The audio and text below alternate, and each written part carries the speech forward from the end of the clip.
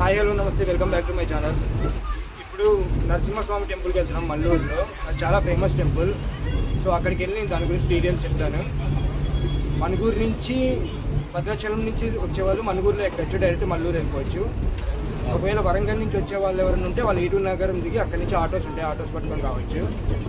So మనడు కూర్చున్నాడు కదా విజయ్, మన గోవా బ్లాగ్స్లో కనపడ్డాడు కదా. సో వాడు నేను కలిసి వెళ్తున్నాను, కానీ వాడు ఈటూరు నగరం వెళ్తున్నాడు వేరే పని మీద.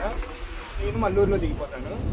సో దేనికి వెళ్ళాను, పిఎంసి స్కూల్ స్కీమ్ కింద నేను ఒక స్కూల్కి మెంటర్షిప్ ఇస్తున్నాను. సో దానికోసం ఈటూరు నగరం వెళ్తున్నాను. సో ఏం టాపిక్స్ చెప్పాలి వాళ్ళ పిల్లలకి? సో వాళ్ళకి వచ్చేసి కెరీర్ గైడెన్స్, పర్సనాలిటీ డెవలప్మెంట్, వీటి గురించి వాళ్ళని మోటివేట్ చేయాలన్నమాట.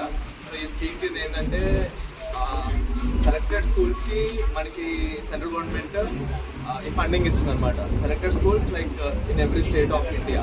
సో అట్లా తెలంగాణ ఆల్మోస్ట్ 700 స్కూల్స్కి ఫండింగ్ ఇచ్చారనమాట. So got the opportunity, like జనవరిలో ఒక స్కూల్కి ఇచ్చిన మెంటర్షిప్, మళ్ళీ ఇప్పుడు ఒక స్కూల్కి మెంటర్షిప్ ఇస్తుంది. ఎగ్జాక్ట్లీ. జాబ్స్ అంటే రకరకాల జాబ్స్ ఉంటాయి. అవును.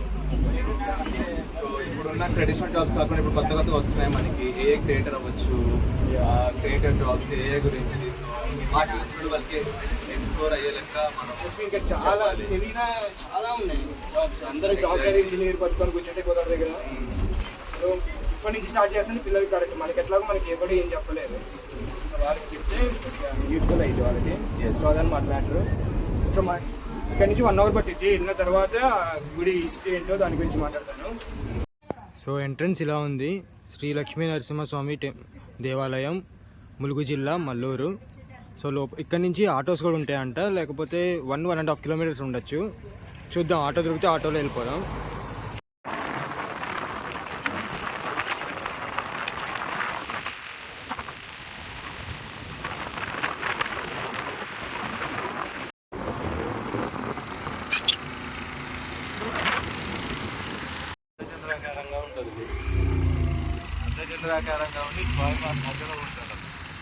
సో ఇప్పుడే టెంపుల్ లోపలికి అయితే ఎంటర్ అయిపోయాము. ఒక 3 కిలోమీటర్స్ ఉంది అక్కడ నుంచి. ఆటో ఏమో 300 చెప్పాడు అప్ అండ్ డౌన్. సో ఇక్కడ ఈ దేవస్థానం అయ్యగారు ఉన్నారు కదా, ఆయన వస్తుంటే బైక్ మీద లిఫ్ట్ అడిగితే ఇచ్చారు. సో ఇక్కడ నుంచి ఇంకా స్టార్ట్. ఇక్కడ నుంచి ఒక్కొక్క దాని గురించి ఎక్స్ప్లెయిన్ చేసుకుంటూ చెప్తాను మీకు.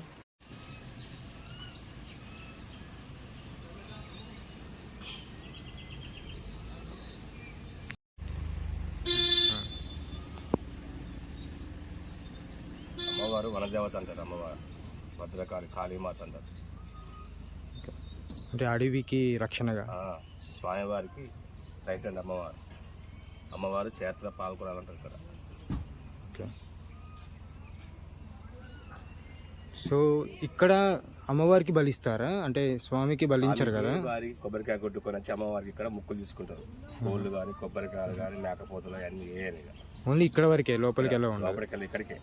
ఓకే. అమ్మవారి దగ్గర ఏదైనా కొట్టాలంటే.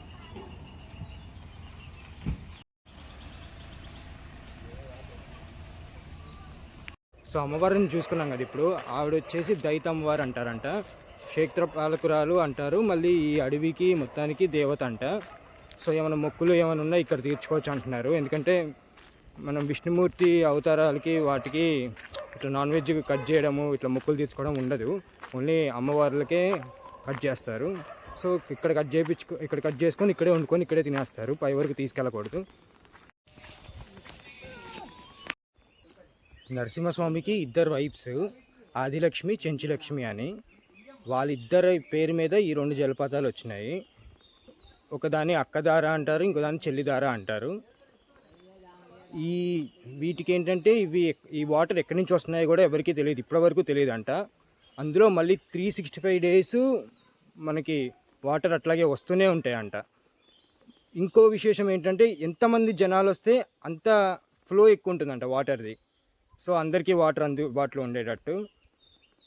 మొదట్లో స్వామి ఉన్నప్పుడు ఆయనకి చాలా కోపంగా ఉండేవారంట స్వామి. అప్పుడు వాళ్ళు ఈ 2 విగ్రహాలను పెట్టడం వల్ల కొద్దిగా శాంతి ఇచ్చారు అని చెప్పుకుంటారు ఇక్కడ. ఈ వాటర్ వచ్చేసి మొత్తం పైనుంచి ఫ్లో అయ్యి కొండల మీద నుంచి వస్తున్నాయి కాబట్టి అన్ని ఔషధ గుణాలు కలిగిన వాటర్ అని చెప్తారు. ఇది తాగితే హెల్త్ రోగాలు అవి కూడా ఏమీ రావని చెప్తారు. ఒకసారి టేస్ట్ చేసి చూద్దాం. టేస్ట్ కూడా బాగుంటుందంట.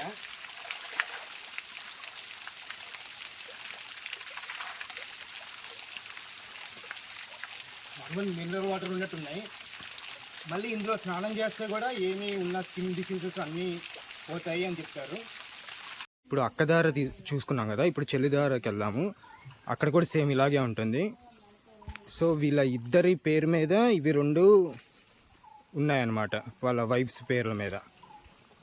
వాటర్ చాలా చాలా బాగున్నాయి. ఇవి వాటరు పాడవు అంట. 1 ఇయర్ కూడా మనం పెట్టుకుంటే ఇంట్లో చాలా మంచిగా ఉంటాయి. అంటే ఇవి ఇప్పుడు అక్కడ వాళ్ళు కూర్చున్నారు కదా, ఆవిడ చెప్తున్నారు నాకు కాలు నొప్పులు ఉండేవి, నేను తాగినాక కాలు నొప్పులు కూడా తగ్గిపోయినాయి అంటున్నారు. చాలా చాలా బాగున్నాయి వాటర్ కూడా.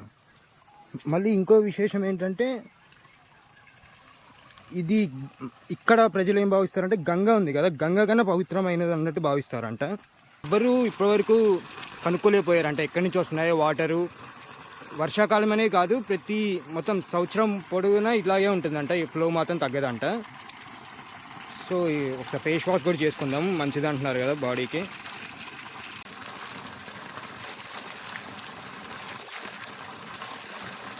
స్కిన్ డిసీజెస్ ఏమున్నా సరే తొందరగా తగ్గిపోతాయి అంటున్నారు. ఔషధ గుణాలతో కలిగి వస్తున్నాయి కాబట్టి వాటర్.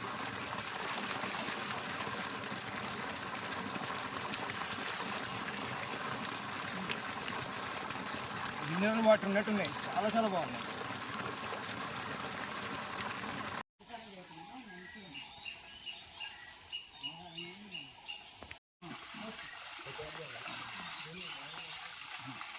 టైం వచ్చేసి 10 AM అవుతుంది.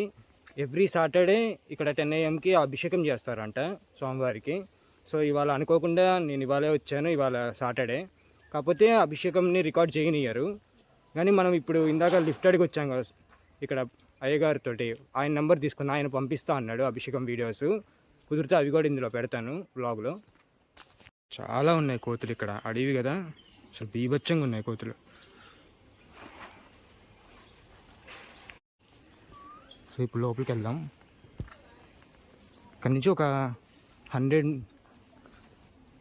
మెట్లు ఉన్నట్టు, ఒక 100 మెట్లు ఉంటాయేమో. సో పైకి వెళ్ళి దాని హిస్టరీ చెప్తాను, టెంపుల్ హిస్టరీ. చాలా హిస్టరీ ఉంది దీనికి. ఇందులోనే మనకి హనుమంతుడు వారు, గరుత్మంతుడు వారు ఉన్నారు ఎంట్రన్స్లో. అంటే ఆంజనేయ స్వామి ఉంటాడు కదా చైత్రపాలకుల్లాగా, నరసింహస్వామి ఏ టెంపుల్కైనా.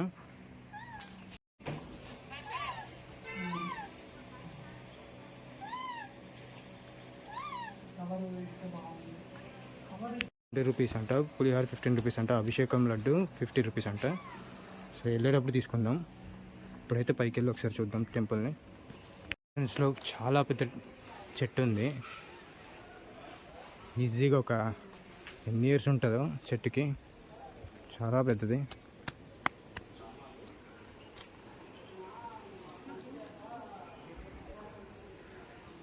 ఇక్కడ ఆడిటోరియం లాగా ఉంది, అంటే ప్రోగ్రామ్స్ ఏమైనా ఉంటే ఇక్కడ చేస్తారనుకుంటా.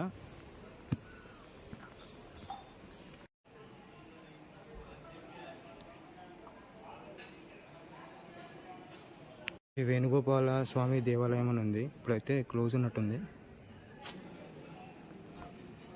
సో ఇటు నుంచి పైకి మెట్లకి వెళ్ళాలి. ఒక పక్కన గరుత్మంతుడు ఉన్నాడు, ఇంకో పక్కన హనుమంతుడు ఉన్నాడు. సో పైనకి వెళ్ళి దాని గురించి చూద్దాం. ఇక్కడేమో రథము, శ్రీకృష్ణుడు అర్జునుడిని రథంలో తీసుకెళ్తున్నట్టుంది.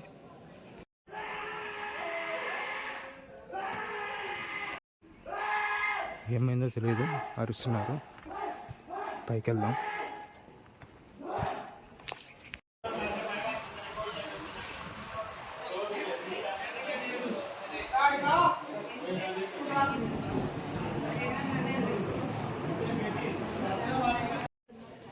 ఇక్కడ నవగ్రహాలు ఉన్నాయి.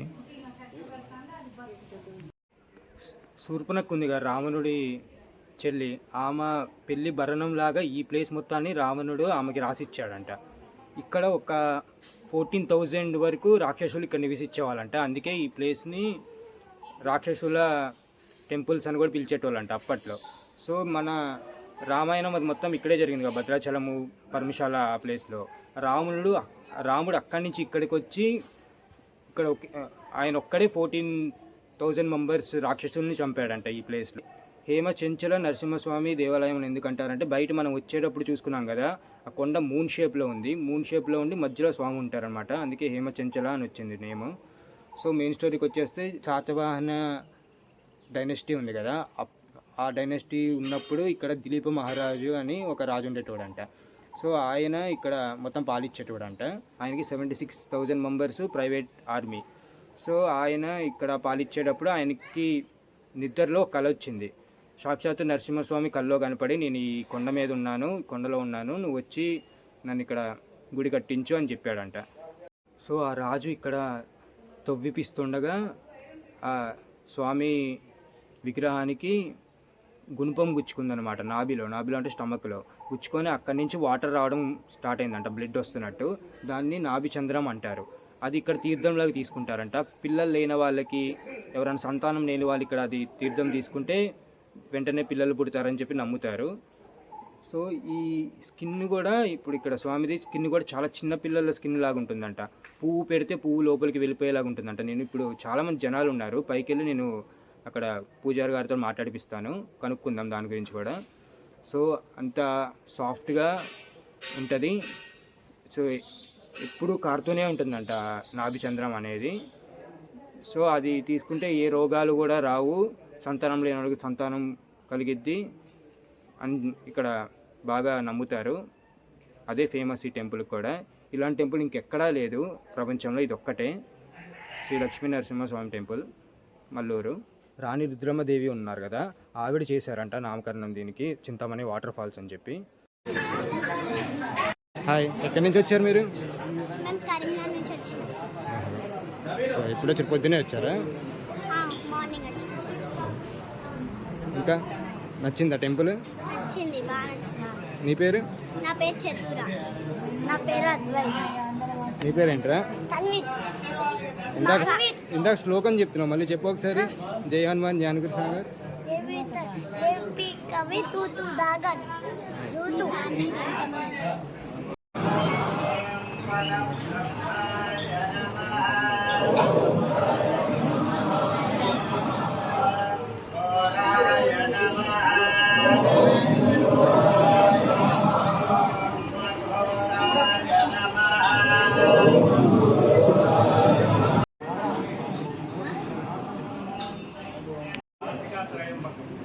గోదావరి ఆదిని అంత్యాన్ని చూడాలి, జీవన దినంలో కూడా ప్రదక్షిణం చేయాలనే సంకల్పంలో భాగంగా మహారాష్ట్ర నదీ తీర ప్రాంతాల్లో స్వామి గుహలో ఉన్నాయి. స్వామి చూపించిన కృతమైన మహావిషయ రాతి గుహను తొలగిస్తుంటే స్వామి రాజస్థానంలో దెబ్బతింటారు. బజార్లో అమ్మాయి పిల్లలు పడి కింద దెబ్బతగిలితే తల్లెత్తుకొని ఎలా లాలిస్తుందో భారద్వాజ మహావిషయ దెబ్బతగిలినప్పుడు ఆ విధంగా లాలిస్తుంది. ఆయన ప్రేమకు వివసుడైంది. ఆయన తాకినంత నేర నరు పైనంతా సింహంతలతో ఉంటారు. అందుకనే స్వామంతా కూడా మానవ శరీరంలో ఉంటుంది. గుండె నుంచి కింది భాగం అంతా నరుడిగా ఉంటుంది, పైనంతా సింహంతలతో నరుడు. ఆ మానవ శరీర లక్షణాలు ఉండటం వల్ల మనుషులకు ఎవరైతే లక్షణం కూడా అలాగే ఆ దేహానికి కూడా ఉంటుంది. అందుకనే అక్కడ మనం బస్టైడ్గా ఏదైనా పసుపు పెట్టుకున్నట్టు ఇంట్లో ఉంటే పసుపు పెట్టుకుంటాం, బయట పదార్థాలు రోడ్ల మీద పెట్టుకుంటే చాలా ఏ ఆకుంటే ఆకు నలిపి చేతికి కట్టు. అలాగే స్వామికి కూడా కార్య రక్తానికి అడ్డంగా మేము కూడా ఏదైనా చందనాన్ని కానీ ఆయిల్ పెట్టుకొని కానీ ఆ పెట్టిందే పుత్ర కామేష్టి అంటే సంతానాన్ని, పాణిగ్రహంతో అంటే వివాహాత్మకం మాత్రమే శని ఆదివారంలో అది చేస్తాం కదా. స్వామి మానవ శరీరం కదా, మనకు శరీరానికి పుట్టపోతే ఎలా ఉంటుందో స్వామి దేహానికి కూడా అలాగే. ఆ శరీరం నుంచి, పాదాల నుంచి, రాళ్ళ సందుల్లో నుంచి, చింతామణి కాక చెట్ల వేళ నుంచి చింతామణి కాక దీపావతి. అందుకనే ఆ పాదతీర్థం చింతామణి అనే పేరు, స్వామి పాదతీర్థం మారేది. అందుకనే ఇక్కడ నాది తీర్థం మాత్రమే ఇస్తారు వీళ్ళకి, హారతి చటారి మాత్రమే తీర్థం ఇస్తారు. పాదతీర్థాన్ని అందరూ అక్కడ తీసుకోమన్నారు. ఆ పాదతీర్థం ఎలా ఉంటాయంటే స్వామి శరీరాన్ని మారింది, స్వామి తీర్థం కూడా అంతే. ఆ తీర్థం మన బావి నీళ్ళు మోటార్ నీళ్ళలా కాకుండా 5-6 నెలలైనా నీళ్లు చెడిపోవు. ఇవైతే మొన్న ఎప్పుడో బట్టి నీళ్ళని మా బిందె కడిగి మళ్ళీ మోటార్ వేసుకోవాలి. ఈ తీర్థం అలా కాకుండా 5-6 నెలలు చెడిపోకుండా ఆయుర్వేదిక్ మెడిసిన్ పడుతుంది. అందుకనే బొగ్గరు కాటకాలం మీరు ఇవాళ తీసుకెళ్ళి సాయంత్రం రాయటంలో పడుకోండి. పొద్దున్నే తత్వావనం కానీ ఒక అరికె పెడతారు. ఇలా తీర్థం కోసమే మీరు వృద్ధాప్య దశ వరకు కేరళ పడుతున్న తీర్థం కోసం అంత పవర్ అనమాట తీర్థం. స్వామివారి శరీరం మెత్తగా ఉండటం, ఒడ్లోనికి రక్తం కారడం, స్వామి నల్ల రుపలతో అభిషేకం. స్వామి శరీరం మెత్తగా అంటే మరీ ఇంత మానవ శరీరం ఉన్నాం కదా అని ఇంత గట్టిగా అప్పుడే పుట్టిన పసిపిల్లల శరీరం ఎంత లేతగా ఉంటుంది. గట్టిగా 21 రోజుల పిల్లలు మనం ముట్టుకుంటే మన శరీరం యొక్క మన వేలు తాకినంత మీద నలిగిపోతుంది. వారి దేహం కూడా అంత లేతగా ఉంటుంది, దూది మాదిరిగా ఉంటుంది, పువ్వు మాదిరిగా అంత సున్నితంగా. అందుకనే మనం పసిపిల్లలకు నువ్వుల నూనెతోని, ఆముదంతో, కొబ్బరి నూనెతోని, ఈ వాటర్ అంటే డైలీ అలా వారి శరీరానికి కూడా అలాగే చేస్తారు. ఈ నువ్వుల నూనెతోనే చేస్తారు. ఈ శని ఆదివారం చేస్తారు. శనివారం ఏమో రాహు, కేతువు, కుజుడు, శని 4 గ్రహాలకు మనం చెప్పుకుంటే నవగ్రహాల్లో 4 గ్రహాలకి 27 నక్షత్రాలు ఉన్నాయి. మనకి 27 నక్షత్రాల్లో 4 నక్షత్రాలు జ్యేష్ఠ, మూల, ధనిష్ట, ఆశ్లేష నక్షత్రాలకి స్వామికి అభిషేకం చేస్తారు. ఇక ఆదివారం ప్రయోగ దోషాలు అంటారు. ఇంటి మీద ఇంట్లో వ్యక్తుల మీద ఏదైనా ప్రయోగం కానీ కాస్త భార్యాభర్తలు అభివృద్ధిగా ఉన్నారు, వాళ్ళ పిల్లలు చదువు, బిజినెస్, ఉద్యోగం, వ్యాపారం, సంఘంలో వారి గౌరవాలు, పేరు ప్రఖ్యాతలు, వారి పదవులు, వారి ఇళ్ళు, పొలాలు, వాహనాలు, కోర్టు సమస్యలు, భూ వివాదాలు, వీటన్నిటికీ ఆదివారమే చెప్తాం. శరీరం మళ్ళీ ఆదివారం గ్రహాలు నక్షత్రాలు చెప్తాం. నూనెతో అభిషేకం చేసి వాటికే ఆదివారం, శనివారం అర్థంగా పీఠం. కానీ 2 రోజులు మాత్రం నాభి తీర్థంగా ఇస్తాం. ఉత్తర కామేశ్వరికి వాణిగ్రహణం బాగా ఫేమస్. పళ్ళు పెట్టుకున్నారా? ఇక్కడ అమ్మవారు పేరు విన్నారా? చూసారా? కాళికాదేవి. ఇంకా ఇటేమి చేతులు అటేమి చేతులు ఉంటాయి అమ్మవారు. అక్కడి నుంచి క్షేత్రాన్ని చూస్తే మీకు నెలవంక మాదిరిగా అర్ధచంద్రాకారంగా ఉంటుంది. ఈ పుస్తకంతా హేమాచలం ప్రసిద్ధమైన ఇంచుమించుగా అమ్మవారి ముఖ్యంగా అంటారు. ఏమమ్మ అంటే అంటారు కదా, అమ్మవారి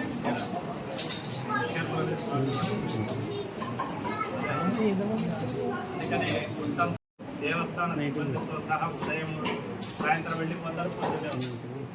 బ్రహ్మోత్సవాలు కూడా స్వామి జనన సమయం అంటే అసుర సంధ్య వేళ నరసింహస్వామి సమయం. ఆ సమయానికల్లా కూడా బంద్ చేస్తారు. బ్రహ్మోత్సవాలు కూడా అందుకని ఎవరున్నా సూర్యోదయం మొదలు సూర్యాస్తమయం వరకే ఉంటుంది. ఇక్కడ ఉండటం కాదు.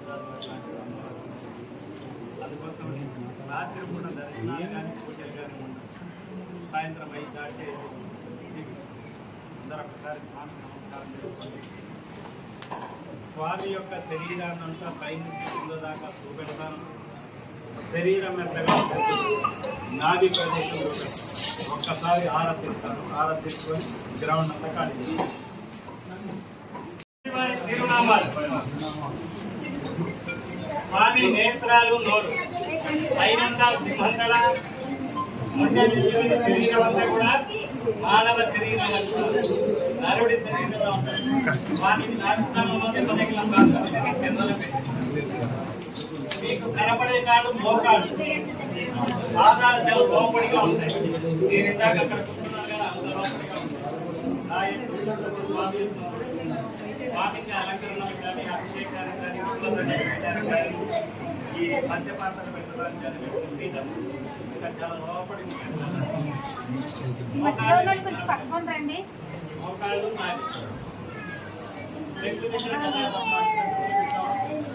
మీరు చూడటానికి దేవుడికి మధ్య ఉన్నా ఇలా వేలు పెట్టారు అందులో సున్నితంగా ఉంటారు. భగవానికి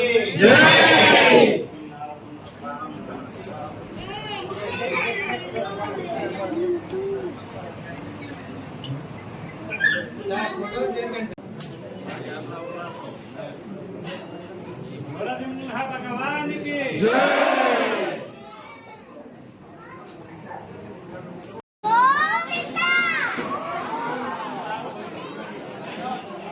సో బయటకు కూడా వచ్చేసా. ఈ వీడియో ఇక్కడితో ఎండ్ చేస్తున్నాను. వీడియో నచ్చితే లైక్, షేర్ అండ్ సబ్స్క్రైబ్. నాకు సపోర్ట్ చేసిన వాళ్ళు అవుతారు. Thank you. బాయ్.